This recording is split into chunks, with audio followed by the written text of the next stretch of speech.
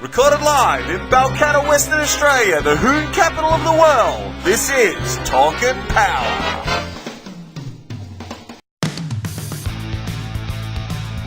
Gap is what happens when you hold to the floor and crush the man next to you. There's space in between your back lumbar and your front band. We in the South we refer to it as the gap band. Well, I think Formula One is for grown-ups.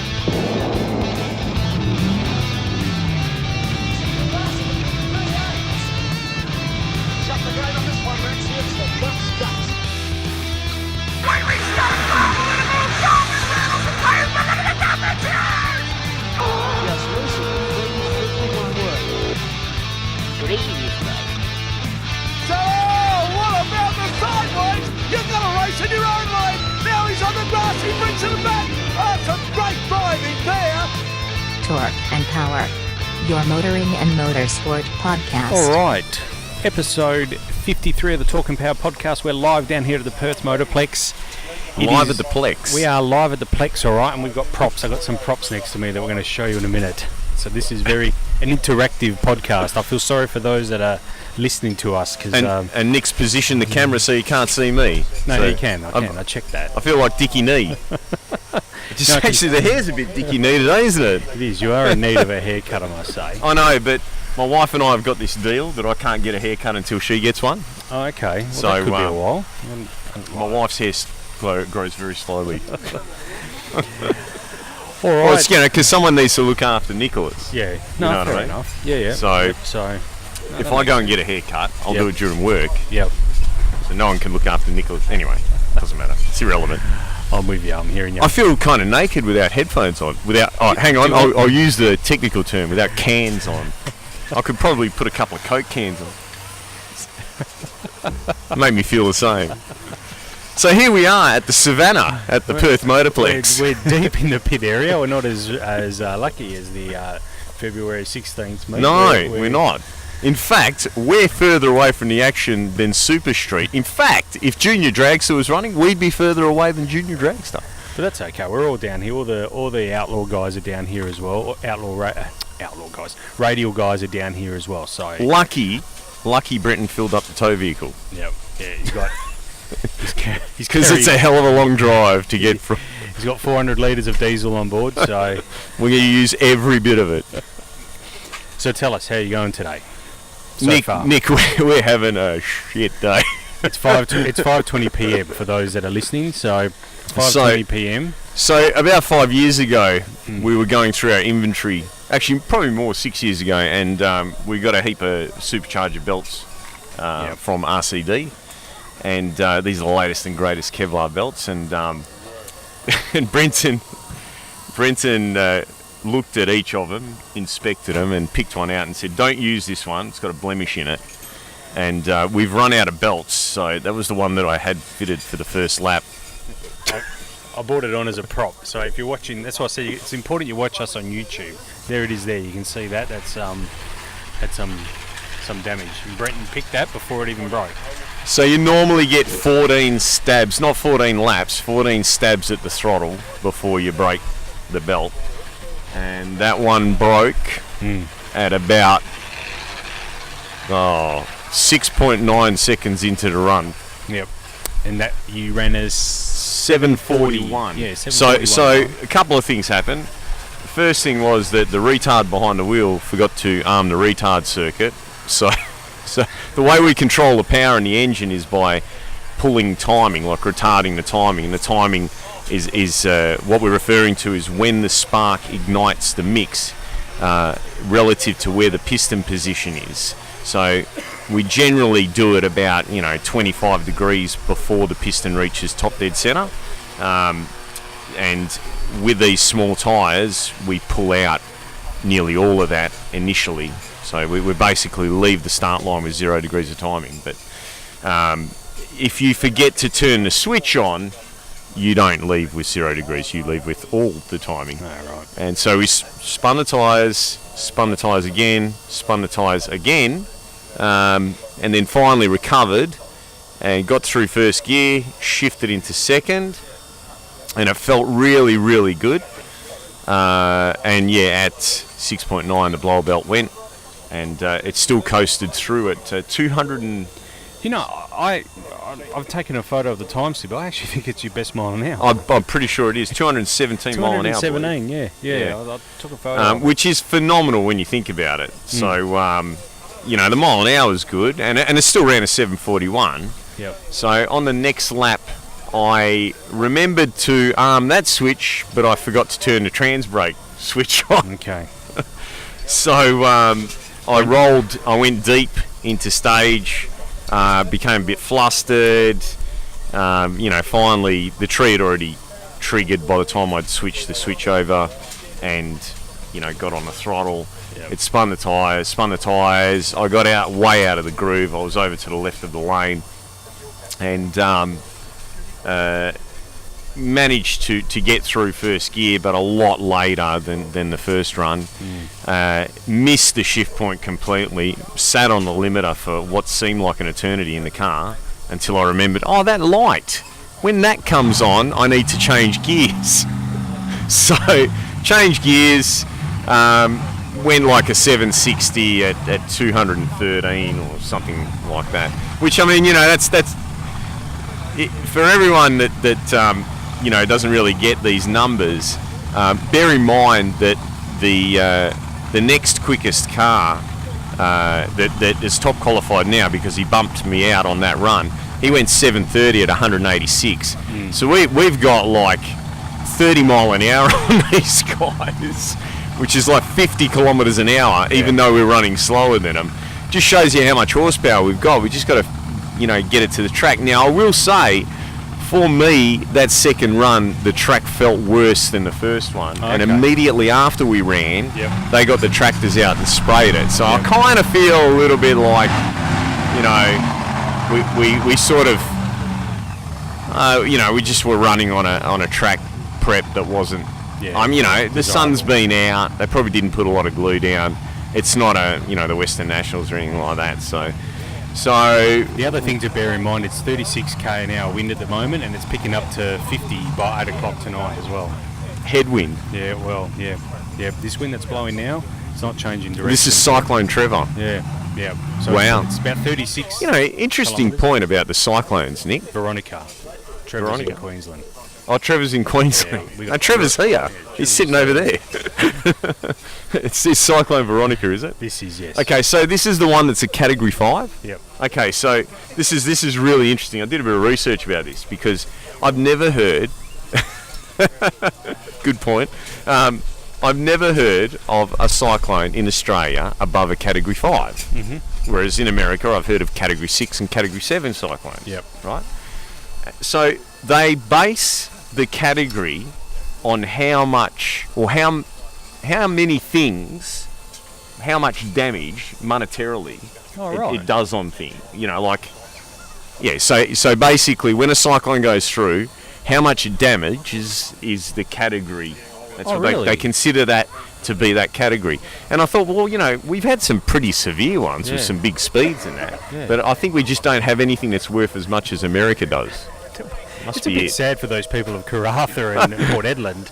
Luckily, this one I think is going let's realistically think about this, right? Yeah. If a cyclone went through Karratha, right, would it monetarily do as much damage, say, as if a cyclone went through Los Angeles? No, probably not. No, so there you go. That's okay. Anyway, so we're going to go out for our next run at 709. 709. Yep. Brenton's the man with the plan. Yep. He looks a bit angry at the moment, Brenton. He's angry. We should have a camera on Brenton as well. Now, it's interesting. You pointed out that was our best mile an hour. Yeah, I know. 3 things. I've only got 3 things I need to do. And so far, I've managed to botch 2 of them up successfully. Possibly even the 3rd. So, ever since we've got the car going, it just hasn't felt right through the top of the track. Yep. It just hasn't felt that strong. It felt like it was misfiring. And the data log has always showed that number 2 cylinder just, you know, didn't really, it sort of died off and then came back. And I had assumed that that was a faulty sensor, right? So how we tune these things, not that we've done a lot of tuning, is we have these probes in the exhaust that are called EGTs, exhaust gas temperature sensors, and we've got a number that we sort of know is safe, and we aim for that, and then we adjust the nozzling in each cylinder accordingly. And yeah, it looked as though the sensor in number 2 was faulty, so Dave went through. The hotter they get, they put out a voltage. It's in millivolts, and we checked every sensor, and they were all the same. Now we gave it a service. We put fresh oil in it, which, you know, thanks to our sponsor SCM, Brad Penn Oil, best oil out there. Yep. And a set of leads, and a rotor, and even a rotor cap. It's like an old school. If it had points, we would have changed those too. Condenser as well? No. No, I didn't change the condenser. Anyway, when I was changing the cap, I noticed what we refer to as a track mark. So it's a black mark on the inside of the cap. And that black mark went to the outside of the cap. Yep. Now, probably about 10 years ago, Sully, that cruised for Victor and Ben Bray, he saw my front end and he said, you need to trim that around the magneto. Yep. Because if it gets too close, it'll arc Yep. to the front end. The front end's carbon fibre, or it's got bits of carbon fibre in it, and the carbon fibre is a conductor. Well, Sully was right. So effectively all the laps that we've done have been, for the most part, on 7 cylinders. Yeah. We should actually stop out of respect because they're playing the national anthem. I think we'll do that. Take our hats off, hold them against our chest. That's the way, Nick. There's people running their cars at the moment, so... Yeah, but they're nitro cars. Oh, okay. That's all right. That's That makes it allowed. okay. You're allowed to run nitro In during the Australia Australian only. anthem. In America, they get down on one knee. What's that all about? True. All right, and they're ready to race. Have we had the blessing yet? No, yeah, Terry's done that. Terry's done that? Is it still Terry? I said Terry. I don't even know if Terry just still does I hope it is. He was he married. I know. Nicole and I. Yeah, lovely gentleman, Terry. He is. Yep. All right, so we'll all right. see how we go on this next one. We'll take a short break here. Chance for us to put in A some word- sponsors. Here's a word for our sponsors. No, I shouldn't say that. WA Suspensions, SCM, Shift Kits Australia, and especially All Fast Torque Converters. They're our major sponsors, and they make this gig come together for us. All right, we are back after that's our third run of the evening, and you... That is our first eliminations run Yep. in the radial class. I had Tony Mazzatelli in his VF Twin Turbo LS Dandy Engines VF Ute. And you won. And I Did you won. know you won? I won my first round. Yeah. Yeah, I saw the big green. It's the first time I've seen that big green light come on. They got out for the Motorplex, for those of you that aren't from WA. They got a big green light just after the finish line. Normally, I'm going through there at 200 plus mile an hour. Yeah. And I couldn't tell you what it even looked like. But you got a good look at it. I got a good look at it at 125 mile an hour, which is about 200 kilometres an hour. It's much easier to see. Much easier to see. So tell us what went down in that one. All right. So here's the thing, right? Yep. According to the which, you know, I'm going to call bullshit on this one. According to the time card, I went red on a Pro Tree, right, in shallow. Okay, so Pro Tree is one flash of amber, but I didn't just go red. We're not talking a 001 red. I went 037 red, right? So I'm calling bullshit because there's no way in the world like that light from 30 years of racing experience. That light was about 130.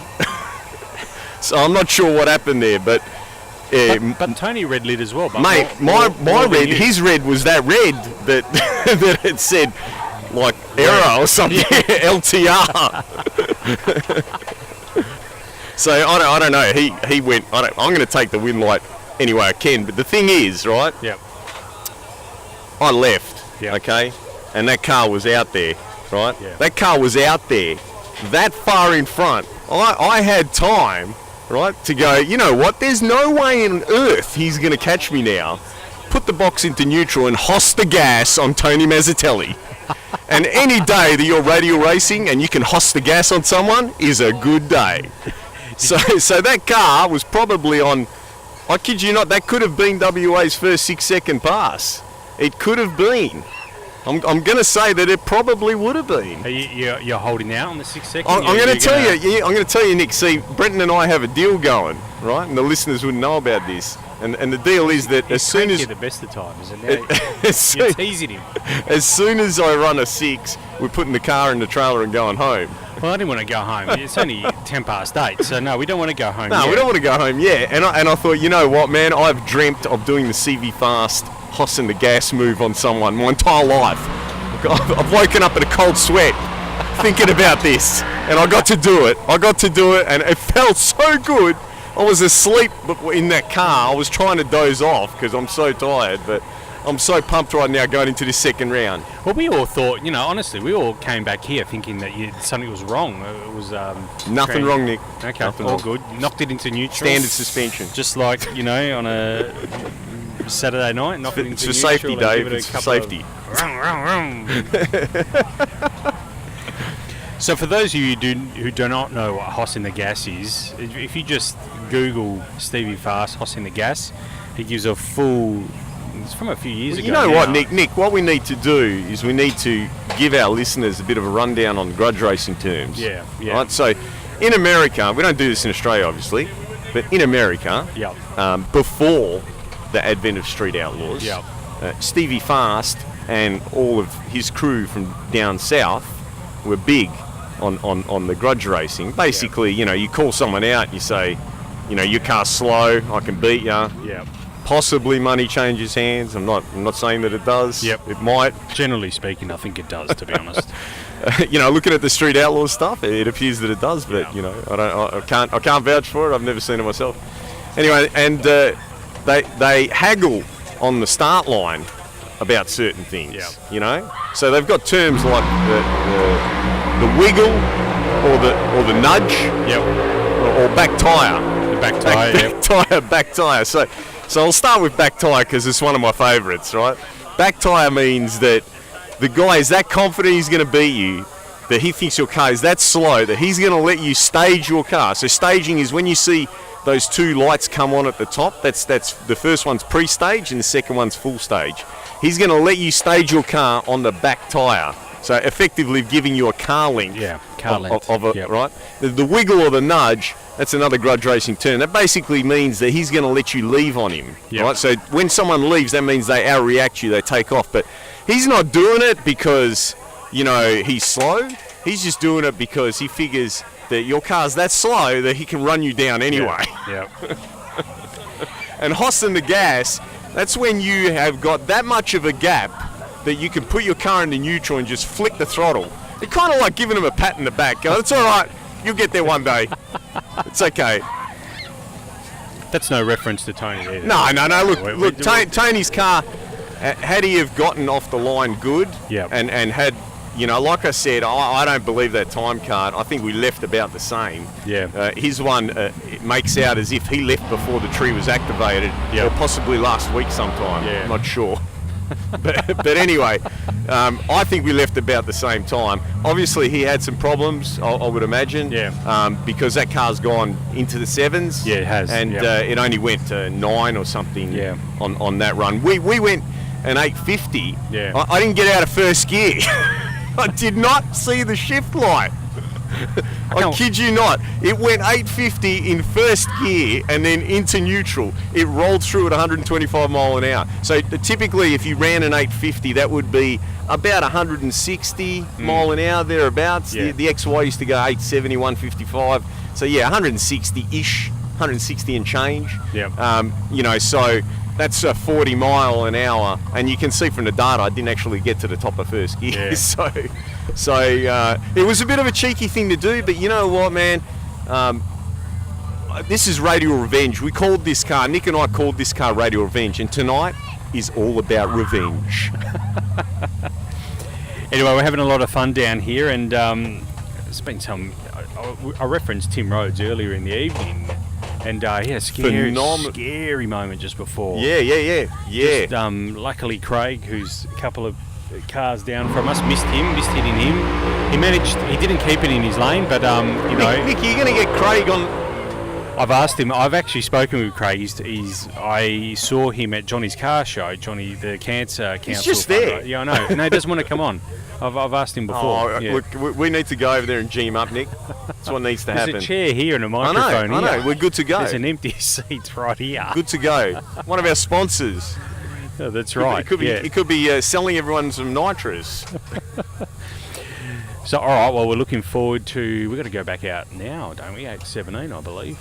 I don't know what time it is. They would be running late, I would imagine. They are running late, there's been a couple of hold-ups, so we've got a bit of time and the boys are on it anyway. Yeah, I'll get the boys to button it up and we'll go and do another lap, and maybe on this one we'll run that 6, eh? Yep, we'll give it a crack. Sounds good. All right. Take See you on the care, start we'll line. see you soon. Well, we've got Todd here with us as well, he's joined us today. Todd's been responsible for a lot of our videoing and stuff we did at Race Wars. And Todd is our roving reporter. He is our roving reporter. I'll try to be when I can be. You need to actually hold that microphone close to your mouth. I told you that. Yeah, okay. No, louder. Right there, like... Just All right, crank there we it. go. You know, like a footy Crank it, commentator. You know, like that, like Bruce McElhaney or something like that, you know? Yeah. No, basically hold the microphone there. Right there. Yeah, that's way better. Yeah. So I'm not going to say what it looks like when they're doing that, but anyway. Yeah, thanks, John. So, for those of you watching, this is why it's important to watch us. You'll see there's some silverware. It's not silver, but No, in this case, it's blue and blue. black. It's kind of cool. It's woodware. It's woodware. It's got Aeroflow on it, so I'm not really sure that it's cool. But anyway. Anyway, so, and that's first place winner, Radial class tonight, so we're quite excited about that. This man has brought it home, got through the round robin series. Me and Eddie Tassoni from Active Automotive's in the final.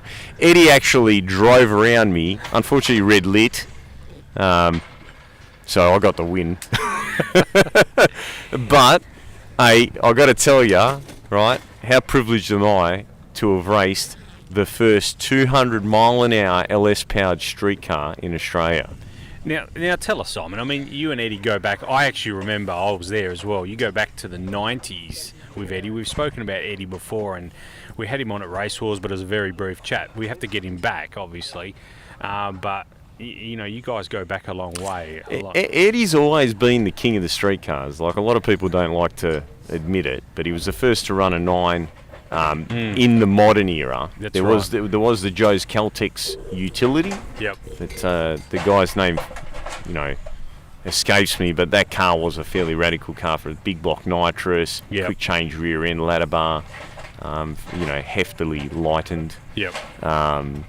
But yeah, in the modern era, the Tirana was officially the first. Yep. I believe Ferroni also ran a 9 at the same meeting. Yep. The thing that always amazed me with Ed was, you become loyal to a brand, I guess. I mean, a lot of people say that I'm a Ford guy. Yeah. I race a Ford bodied vehicle. It's got a Hemi in it. Yeah. Because, everyone knows that if you want to build a race engine, you've got to use a Hemi. But anyway, won't get into that debate.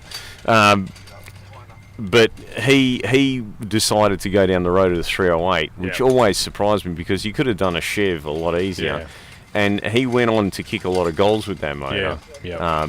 Not only running the first 9, and that was naturally aspirated too. That's right. But later on, building the twin turbo combo.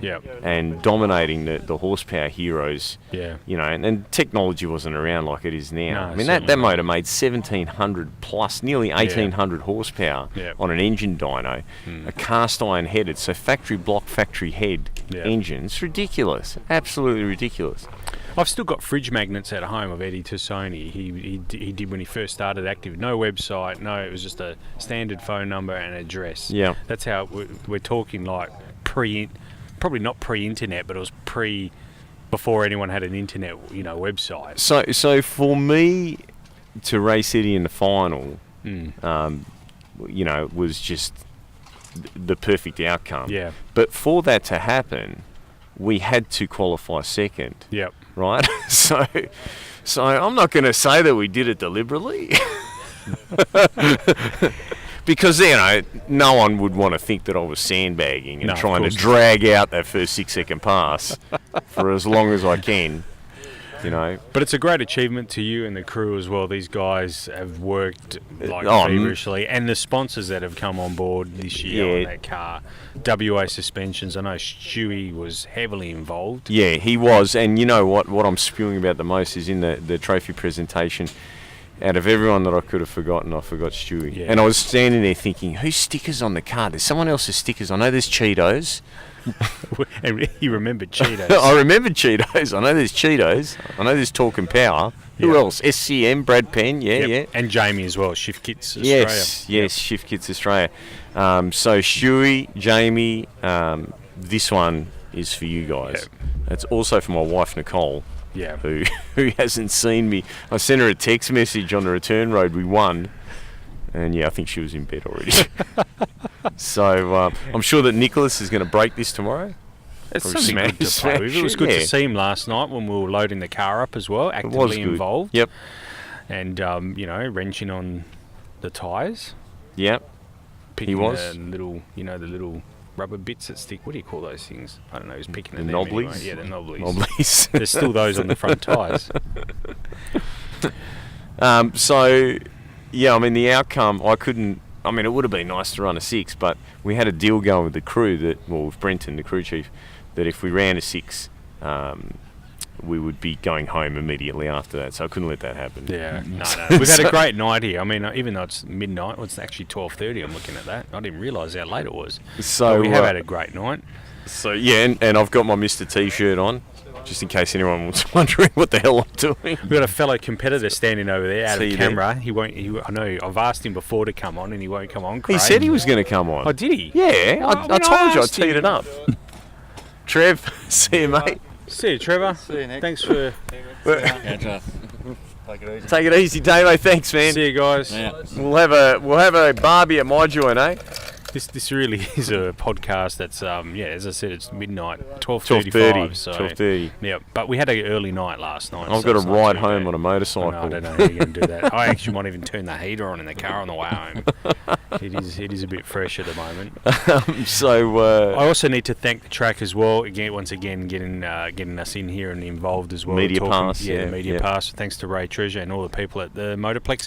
I'm looking forward to coming down for the grand final meet as well, wearing an Andra hat that day and doing some interviews in the pit area. So looking forward to that as well.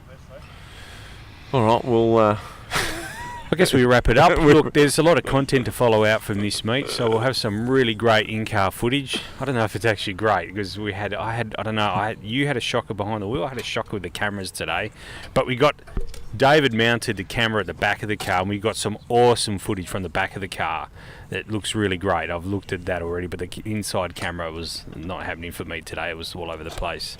So anyway, my apologies about that. Yeah, just so on that note about me having a shocker. Yeah. Right.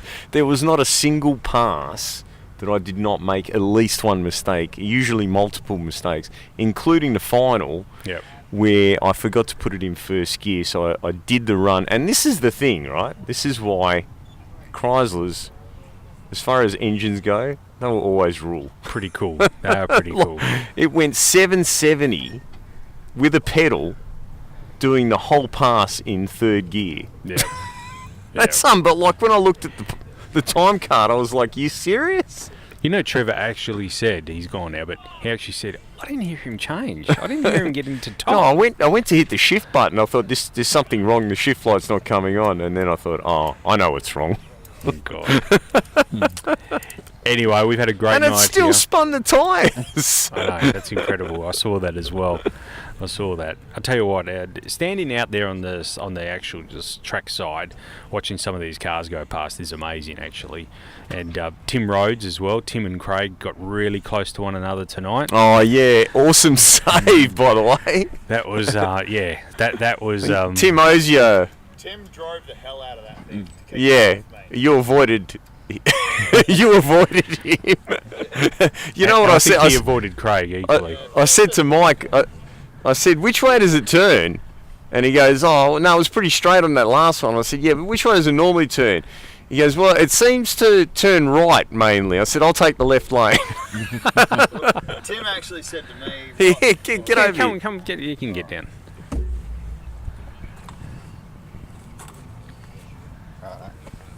Yeah, Tim actually came and asked me right before in the staging lane. He's like, oh, is it okay if I have the right-hand lane? And I was like, oh, well, yeah. And he's like, oh, because my car's turning right at the moment. I was like, take it. Take it. And he's like, all right, no worries, cool. So if you're turning right, go the right-hand lane. Yeah, no worries. Next moment, I'm, about, where do you reckon it was? About half track, maybe a bit before that? No, it was a little bit before. I reckon 500 foot, I'd say, because I was right beside him. I was at 120 feet. Yeah. And he's no joke. He was like, wheels were up in the air. I remember looking at him side on, and it was the wheels are in the air. Yeah, and I was just heading straight, running my own race, and next thing you notice, I see headlights and yellow. Yeah. Everywhere. And because obviously lots of yellow, lots of yellow. And obviously my car being a street car, I have mirrors. Yeah. So I've noticed all that in the mirrors, and I've actually, I'm like, oh, crap, is in my lane. I'm like, better try and run away as fast as I could. This is all I could do. And he did a great drive job on managing to actually gather that back up and get it back into his lane. Certainly did. And if he hadn't steered it as well as he had, then it would have been a very different outcome. Yeah. I got a great still of Tim's car earlier in the day, a really good wheel stand. I'll put that up on Facebook this afternoon, actually. So get on over it was reminiscent of Gregorini and me in Sydney. Oh, yeah. Where Gregorini decided that he didn't like his lane. I'm going to go over there. Actually, wasn't that here? No, that was in Sydney, was it? No, that was definitely Sydney. Yeah, okay. All right, there you go. All right, guys. Well, we'll wind this up. Craig, we'll have you on properly another time. Oh, no worries. Yeah. No, we'll have you on properly. I think we somehow need to get all these radial guys on at some stage and do this properly. So, yeah. No, we'll barbecue at Allfast, was it? Is that what I heard? And I'm up for that. We have got the best chef in drag racing. We have Asher, the legend. He's fed us. He'll be setting up his food van shortly. You make sure if you see it, you buy. If you're in a country town north of here, he'll be driving through very shortly. And please use him and buy from him. He's a great guy. Especially if you're female, use him. Yeah. Okay. On that note, we'll wind this one up. Episode 53 of the Talk and Power podcast. Thanks, Simon. Thanks, Craig. Thanks Todd. Nick. No worries. No worries. All right. Take care, everyone. We'll see you soon.